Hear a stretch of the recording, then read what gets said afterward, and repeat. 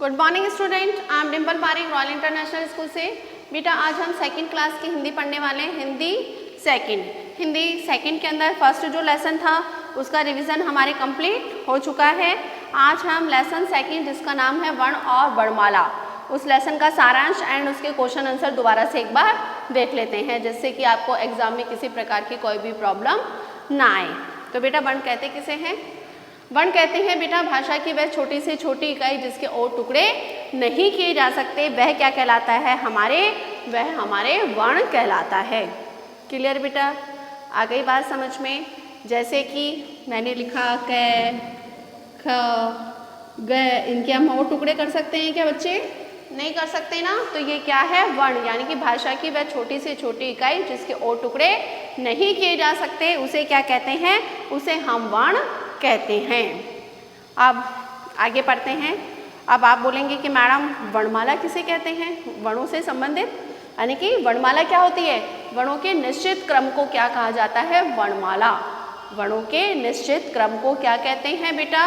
वर्णमाला कहते हैं।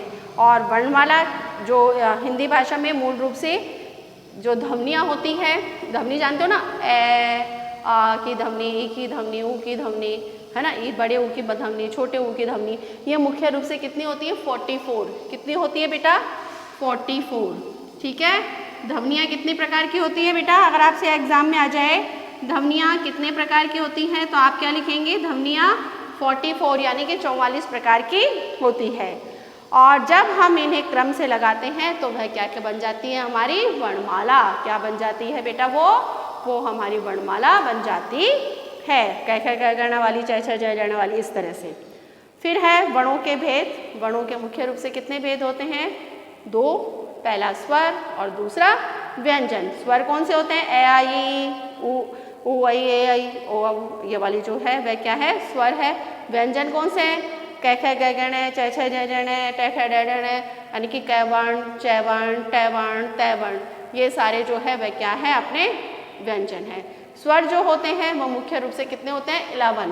कितने होते हैं बेटा? 11। स्वरों की संख्या कितनी होती है? 11।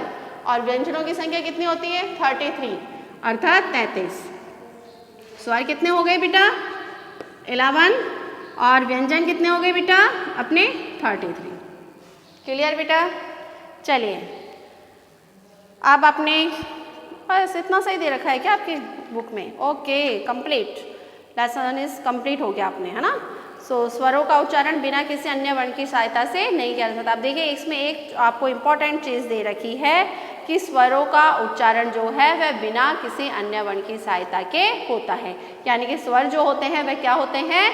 स्वतंत्र होते हैं। उसको स्वरों को व्यंजन की आवश्यकता नहीं होती है। लेकिन जब व्यंजन लिखे जाते हैं तो व्यंजनों के लिए स्वर की आवश्यकता होती है। यह पूर्ण रूप से क्या नहीं होते? स्वतंत्र नहीं होते हैं। और हर व्यंजन के साथ में ए की ध्वनि लगी हुई रहती है, यानी ए का स्वर आता ही आता है। जैसे मैंने बोला कै, तो कै का स्वर आ रहा है, इसमें ए का स्वर आ रहा है ना। ख, उसमें भी ए का स्वर आएगा। ग, उसमें भी ए का स्वर आएगा। यानी कि अधिकतर जो व्यंजन है हर व्यंजन के अंदर किसका स्वर मिला हुआ रहता है? ए का स्वर मिला हुआ रहता है। इसके विशेष कुछ चीज़ें दे रखी है, देखिए। व्यंजनों का उच्चारण सदा स्वरों की सहायता से ही होता है। क्लियर? ए और अह स्वरों में जुड़े अन्य वर्ण हैं, ये 2 एक्स्ट्रा वर्ण हैं इसके। टै ठ नए वर्ण हैं जिन्हें वर्णमाला में जोड़ा गया है, यानी कि 2 वर्ण हैं जिन्हें अब वर्णमाला में पहले जोड़ा नहीं गया था, अब ये 2 जो वर्ण हैं उनको वर्णमाला में जोड़ा गया है। और संयुक्त व्यंजन कितने होते हैं? 4 होते हैं। कौन कौन से? श, त्र, ग और श्र। कौन कौन से? एक बार लिख देती हूँ ब्लैक बोर्ड पे मैं। ये श, ये त्र, ये ग और ये श्र, ये 4 क्या होते हैं? अपने संयुक्त व्यंजन। क्या होते हैं बेटा? ये संयुक्त व्यंजन। ये 2 अलग अलग व्यंजनों को जोड़ने से बनते हैं। 2 अलग अलग जो व्यंजन होते हैं जब उनको जोड़ते हैं तो 2 ये शब्द बनते हैं। इन सबको मिलाकर अब हिंदी वर्णमाला में कितने वर्ण हो गए हैं? 52। ओके, अब वर्णमाला में टोटल कितने वर्ण हो गए हैं? 52, यानी कि 52 वर्ण हो चुके हैं। आगे देखिए, इसमें दे रखा है, चलो क्वेश्चन आंसर की तरफ चलते हैं बेटा। छोटे छोटे से क्वेश्चन के आंसर है, जल्दी जल्दी कंप्लीट कर लेते हैं। है ना। बोलते समय हमारे मुख से क्या निकलता है, क्या निकलते हैं, ध्वनियाँ निकलती ना, तो आप लिखेंगे मुख से बोलते समय हमारे मुख से ध्वनियाँ निकलती है। वर्ण कितने प्रकार के होते हैं, 2 प्रकार के। भाषा की सबसे छोटी इकाई क्या होती है, वर्ण होती है। और फिर उसके बाद में आपको क्या दे रखा है, रिक्त स्थान दे रखे हैं। बोलते समय हमारे मुख से कुछ क्या निकलती है, ध्वनियाँ निकलती है ना, तो आप क्या लिखेंगे, ध्वनियाँ। भाषा की सबसे छोटी इकाई वर्ण है, पहले इसमें रिक्त स्थान में क्या आ जाएगा, छोटी। हिंदी में वर्ण कितने होते हैं, 2, तो आप 2 लिख देंगे। स्वर 11 और व्यंजन 33 होते हैं। वर्णों के निश्चित क्रम को क्या कहा जाता है, वर्णमाला कहा जाता है। अब आपको सेकंड क्वेश्चन देखिए, सेकंड क्वेश्चन में कुछ वर्ण छोड़े हुए हैं, उन वर्णों को आपको क्या करना है, लिखना है, जिससे कि वो शब्द क्या हो जाए, कंप्लीट हो जाए। जैसे पहला शब्द दे रखा है ल, तो ड और की लगा देंगे, क्या बन जाएगा, लड़की का चित्र है ना। दूसरा है पुष्प का चित्र है, कौन से पुष्प का है, कमल का। कमल वर्ण लिखा हुआ, कै वर्ण लिखा हुआ है, आपको पीछे क्या लगाना है, मैं और ल, तो क्या बन जाएगा, कमल। उसी प्रकार से मैं के आगे 2 वर्ण लगेंगे, ट और र, क्या बन जाएगा, मटर। क्लियर। अब देखिए बेटा क्वेश्चन नंबर थर्ड में दे रखा है, नीचे दिए गए वर्णों को मिलाकर शब्द बनाइए। ये थोड़ा सा समझा देती हूँ जिससे आपको अच्छी तरह से समझ में आ जाए। वैसे बड़े बच्चे इंटेलिजेंट है, अच्छी तरह से इनको वर्णों को मिलाना और करना अच्छी तरह से भली प्रकार से अब तो आ गया होगा बेटा, काफ़ी बार अपने इस लेसन का रिवीजन हो चुका है ना।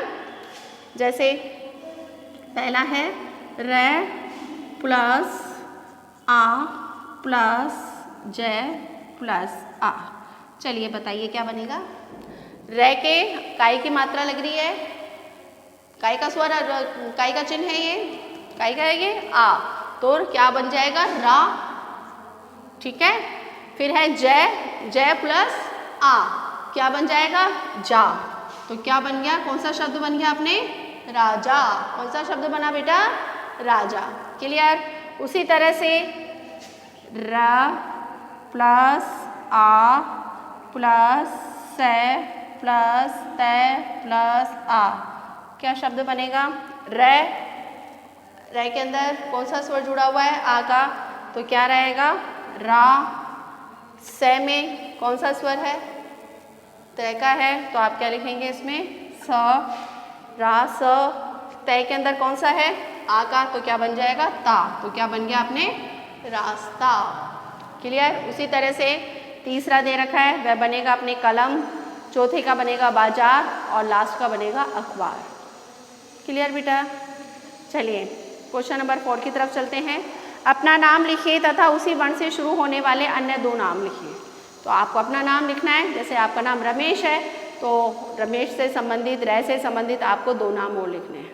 ठीक है। रैप से संबंधित आप रमन लिख सकते हैं, और भी जो कुछ आपकी इच्छा हो वो लिखते हैं। लड़कियां हैं, लड़कियां अपना नाम, जैसे किसी का नाम क्या है, रेखा है, तो रे से संबंधित 2 आपको और कौन से भी नाम लिखने हैं। ओके बेटा, आगे चलते हैं। आगे बेटा कंप्लीट है आपकी, इसमें स्वर और व्यंजन लिखा हुआ है। स्वर और व्यंजन ये तो आप ऐसे डाल देना, स्वर और व्यंजन के फूल छोड़कर इन्हें ठीक टोकरी में डालना है। इसमें से स्वर कौन से हैं और व्यंजन कौन से हैं, तो डाल दोगे ना, ए आई वाले तो स्वर और कै ख ग गणे वाले व्यंजन। क्लियर। ओके बेटा, तो हमारा जो लेसन है वह क्या हो गया है बेटा, कंप्लीट हो गया है। तो आज हमने हिंदी सेकंड का जो कोर्स है वह हमारे कंप्लीट हो चुका है। हिंदी फर्स्ट का भी कंप्लीट हो चुका है, मैंने हिंदी फर्स्ट भी कंप्लीट करवा दी आपकी, और हिंदी सेकंड भी आपकी कंप्लीट करवा दी है ना बेटा। तो आई होप अब आपको एग्ज़ाम में किसी तरह की कोई भी प्रॉब्लम नहीं आनी चाहिए। फिर भी कोई प्रॉब्लम आपको है तो मेरे से आप स्कूल में आके कंसल्ट कर सकते हैं। ओके बेटा, आज के लिए इतना ही। Good day, good bye, take care.